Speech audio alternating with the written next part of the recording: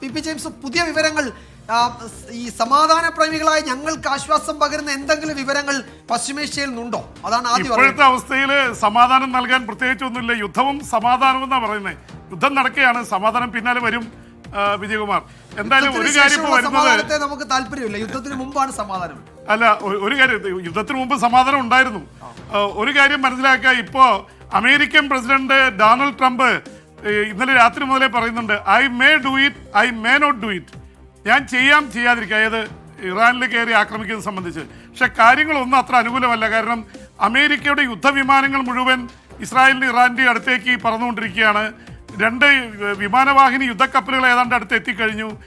ഏതാണ്ട് 60 മറ്റേ വിമാനവാഹിനി കപ്പലിലെ യുദ്ധവിമാനങ്ങളുണ്ട്. എല്ലാം ഇതാണ്, ബസ്റ്റർ ബോംബുകൾ വരുന്നു എന്നുള്ള റിപ്പോർട്ടുകളുണ്ട്. ഇതൊക്കെ വെച്ചുകൊണ്ട് ഒരു അമേരിക്ക കയറി ആക്രമിക്കാനുള്ള സാധ്യത തള്ളിക്കളഞ്ഞുകൂടാ. അതുമാത്രമല്ല, ഇന്നലെ നമ്മൾ ഏറ്റവും കൂടുതൽ ചർച്ച ചെയ്തതാണ്, പാകിസ്ഥാന്റെ സൈനിക മേധാവിക്ക് എല്ലാ പ്രോട്ടോക്കോളും ലംഘിച്ചുകൊണ്ട് അമേരിക്കൻ പ്രസിഡന്റ് വിരുന്നു കൊടുക്കുന്നു.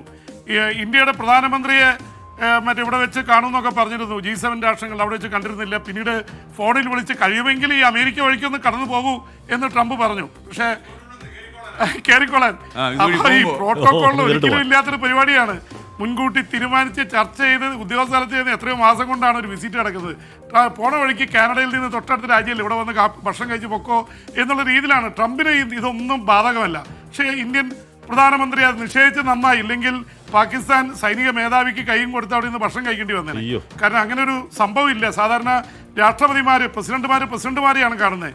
ഇന്ത്യയുടെ ഉപരാഷ്ട്രപതിയായിരുന്ന അഡ്വാനി ചെന്നിട്ട് പോലും അവിടുത്തെ പ്രസിഡന്റ് ഭക്ഷണം കഴിക്കാൻ കൂടുകയല്ലാതെ നേരിട്ട് ഇത് ചെയ്യുന്നില്ല. ഒന്ന് വാജ്പേയി ആയിരുന്നു പ്രധാനമന്ത്രി. അപ്പോൾ ആ പ്രോട്ടോക്കോളൊക്കെ ലംഘിച്ചതിൻ്റെ പിന്നിലൊരു കാര്യം പറയുന്നുണ്ട് SKN.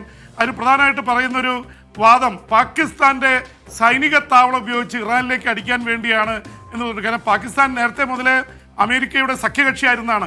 എന്ന് മാത്രമല്ല, ഒരു പുതിയ സംഭവം ഉണ്ടായിരിക്കുന്നത്, പാകിസ്ഥാനും ഇറാനും അതിർത്തി പങ്കിടുന്ന രാജ്യങ്ങളാണ്. പാക് അതിർത്തി അടയ്ക്കാൻ പാകിസ്ഥാൻ ഉത്തരവിട്ടിരിക്കുന്നു.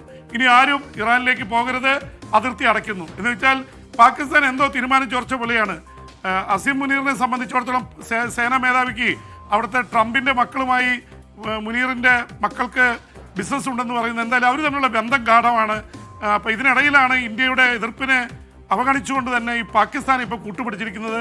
അത് ഒരു തരത്തിൽ ഇറാനെ ആക്രമിക്കാനുള്ള നീക്കത്തിന്റെ ഭാഗമാണെന്ന് വ്യാഖ്യാനം. കടുത്ത ഇന്ത്യ വിരുദ്ധനാണ്. ഇന്ത്യ വിരുദ്ധൻ മാത്രമല്ല, കടുത്ത വർഗീയവാദിയാണ്. അവിടുത്തെ ISIയുടെ പെറ്റാണ്.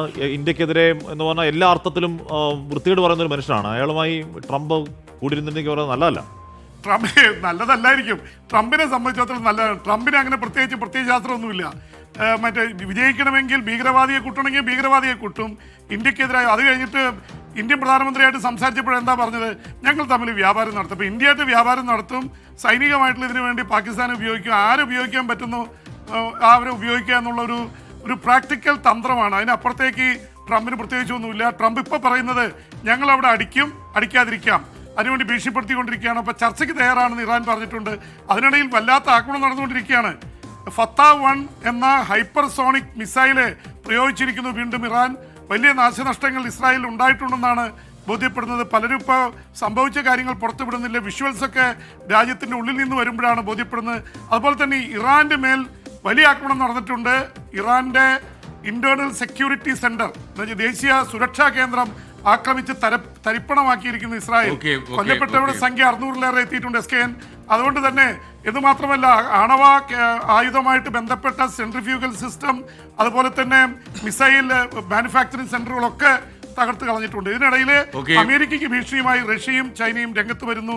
ഒരു 3ാം ലോക യുദ്ധത്തിലുള്ള സാധ്യത ഇല്ലാതിരിക്കട്ടെ എന്ന് മാത്രമേ എനിക്കിപ്പോൾ പറയാനുള്ളൂ. SKN.